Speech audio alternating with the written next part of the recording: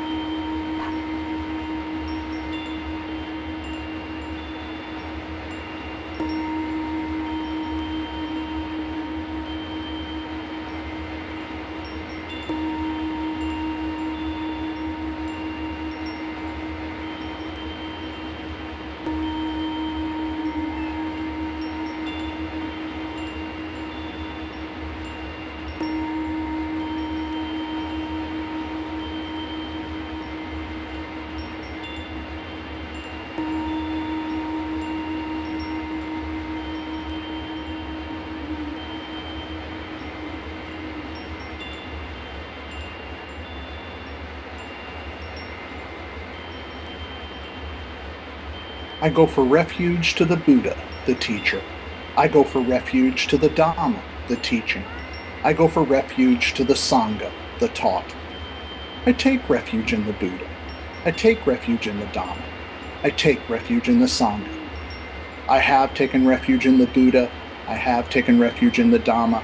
I have taken refuge in the Sangha. 3 pure precepts. Cease to do harm. Do only good. Do good for others. Bodhisattva vow. However innumerable all beings are, I vow to lead them all. However inexhaustible my delusions are, I vow to extinguish them all. However immeasurable the Dharma teachings are, I vow to master them all. However endless the Buddha's way is, I vow to follow it completely. Swaha.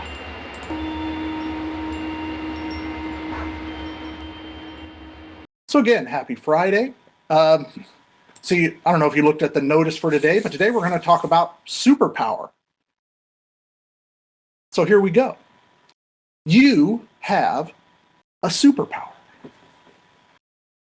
You can't fly like Superman. You can't snicked out adamantium claws like Wolverine. You aren't bulletproof like Luke Cage.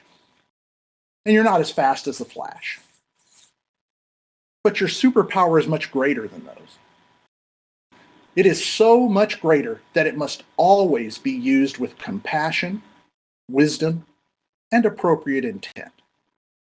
In fact, every human being has this amazing superpower, yet yours, it is very unique to you. Siddhartha, the historical Buddha, he realized that all human beings have this power, and he offered his own superpower skillfully so as to make the most positive use of it. It was like he had his own Uncle Ben whispering in his ear, "With great power comes great responsibility." This is a superpower that it can illuminate the minds of men, or it can lay over them a thick cloud of delusion. It can tell the truth, but it can just as easily create the truth. It can be the cause of peace and conflict. It can connect, and it can just as easily divide. The Buddha realized the complexity of this power, its ability to shift the moral and ethical equanimity of human beings. It can knock us off balance. So each of you have the responsibility to use your unique superpower wisely. Every moment you engage it, there is the potential for wholesome or unwholesome consequences. The causal strength of this ability goes far beyond any other superpower. The Buddha, again, he realized this superpower, it's interconnected and it's interdependent with all other thought and action that we take in the alleviation of unsatisfactoriness, discontent, and anguish, or suffering. And he offered it. He offered it as a moral and ethical component of the Eightfold Path. And later, all Buddhist traditions made it an important factor in the precept vows that both lay people and monastics take. The contemporary author Thomas Wolfe says this superpower is not just one of man's several unique attributes, it is the attribute of all attributes. This superpower is speech. It is the unique ability that human beings have to create, define, and engage each other with words. These combination of words that express how you are, that's your superpower. So, you got it. How best can you engage it? How do you engage this superpower known as speech? Well, of course, as a Buddhist, you do it appropriately.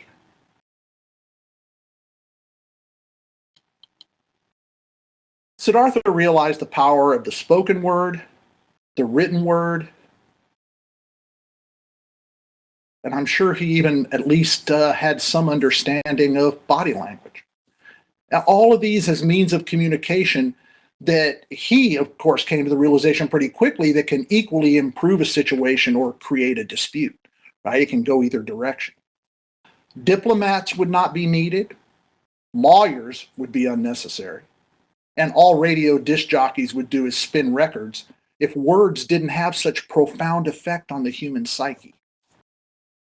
The Buddha knew the value of skillful speech, and so he made appropriate speech an ideal of the moral and ethical component of the Eightfold Path.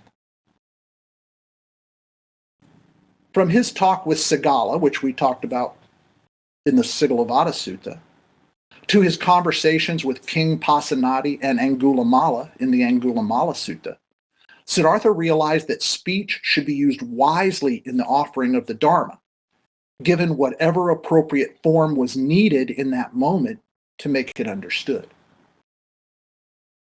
In the Kakakupama Sutta, or what is known as the simile of the saw, the Buddha offers a guide to appropriate speech. It's just a little short sutra. Here we go. Thus, I have heard. There are these 5 aspects of speech by which others may address you: timely or untimely, true or false, affectionate or harsh, beneficial or unbeneficial, with a mind of goodwill or with inner hate. Others may address you in a timely way or an untimely way. They may address you with what is true or what is false. They may address you in an affectionate way or a harsh way. They address you in a beneficial way or an unbeneficial way. They may address you with a mind of goodwill or with inner hate. In any event, you should train yourselves. Our minds will be unaffected, and we will say no evil words. We will remain sympathetic to that person's welfare, with a mind of goodwill, and with no inner hate. We will keep pervading him with an awareness imbued with goodwill, and beginning with him, we will keep pervading the all-encompassing world with an awareness imbued with goodwill. Abundant, expansive, immeasurable, free from hostility, free from ill will. That's how you should train yourselves.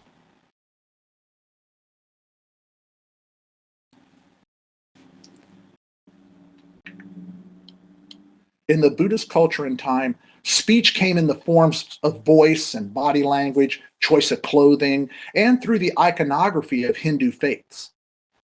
And of course, the arising philosophy that we now all call Buddhism.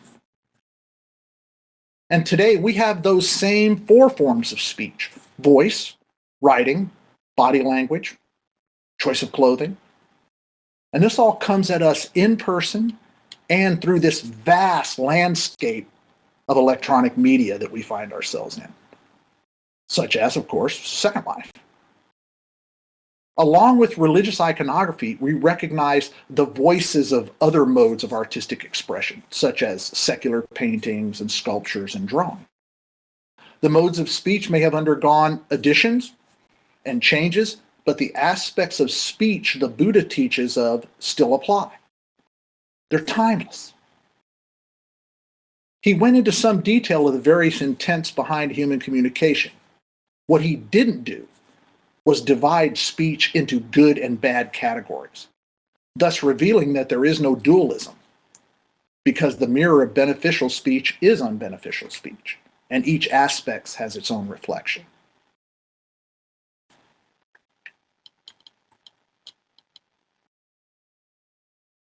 You've all heard this one: sticks and stones may break my bones, but words will never hurt me.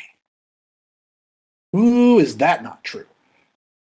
Well, experience proves that speech can certainly hurt. Think about the playground with a bunch of kids. An awareness of your own experiences will reveal the harm that words can do. It's either been done to you or you've done it to someone else, inadvertently or not. Siddhartha's experiences revealed the discontent and anguish endured by human beings that arises from using speech as a weapon. And that includes being the person using the weapon or being used on. From speaking a lot but not saying anything, that's using speech as a weapon both ways. From using speech to create truth, that's certainly a weapon. And from speaking when silence is more appropriate. The way we communicate with ourselves and others has a huge impact on how the world is as a whole. Look at how things changed in America. How speech underwent this really big change. Threaded throughout the sutras, there is evidence of the importance of speech in Buddhist practice. And we can call it whatever we want to call it: right speech, encompassing and corrective speech, skillful speech, or appropriate speech. It's all speech. It is action and thought that grounds ethical ideals and moral character. Speech is a tool of communication and of connection. A tool that must be used to promote human flourishing, not weaken it.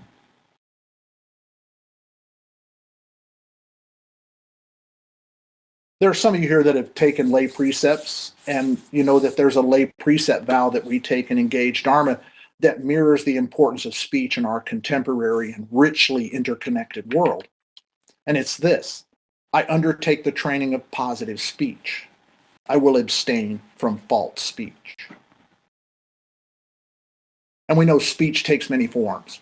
Some are wholesome, some not so much. There's kind, meaningful, and harmonious speech, and they have the power to create compassion and altruism and wisdom, loving kindness and generosity of spirit, all the good stuff. Harsh, frivolous, slanderous speech, they have the power to create hatred, envy, ignorance, fear. Not so good. So for a Buddhist, there is clearly the more appropriate choice. Speech is a superpower possessed and engaged by human beings. So you have the responsibility to verbally empower yourself with speech that promotes happiness, health, and harmony, or human flourishing.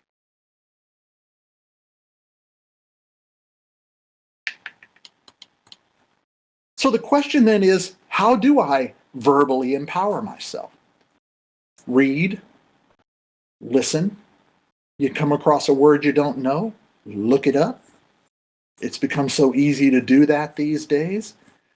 And, you know, it may even sound kind of silly, but those word a day things that you can get for your computer for the screensaver, you can learn some really good vocabulary that way. But it's not just the vocabulary, right? It's the ideas that surround that vocabulary. So, lifelong learning, if you're engaging in that, then all the time you're verbally empowering your speech. As you develop your mindfulness more and more, so too do you more verbally empower yourself. Because you're mindful of what you should say and shouldn't, maybe. Awareness comes as you listen to the words of others, the speech of others. So there's lots of opportunities to verbally empower yourself and also to help others get verbally empowered. Does this mean raising your voice and yelling a lot and all that? No, not that kind of empower. Just being able to use the right words at the right time, in the right way. And it's a powerful tool. That's why it's called a superpower.